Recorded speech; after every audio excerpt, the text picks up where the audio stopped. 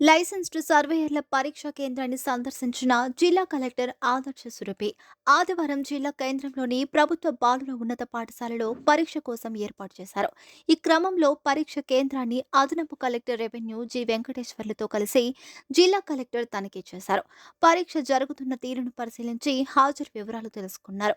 పరీక్ష ఉదయం 10 గంటలకు ప్రారంభం కాగా 1 గంట వరకు కొనసాగింది. గంట ముందు నుంచే అభ్యర్థులను కేంద్రంలోకి అనుమతించారు. అలాగే అభ్యర్థులు ఎలాంటి ఎలక్ట్రానిక్ పరికరాలు తీసుకురాకుండా పకడ్బందీగా తనిఖీ చేశారు. కలెక్టర్ మాట్లాడుతూ జిల్లాలో గ్రామ పాలనాధికారి లైసెన్స్డ్ సర్వేయర్ల పరీక్ష ప్రశాంత వాతావరణంలో నిర్వహిస్తున్నట్లు చెప్పారు. ఎలాంటి అవాంఛనీయ ఘటనలు జరగకుండా చూడాలని కలెక్టర్ సంబంధిత అధికారులకు సూచించారు.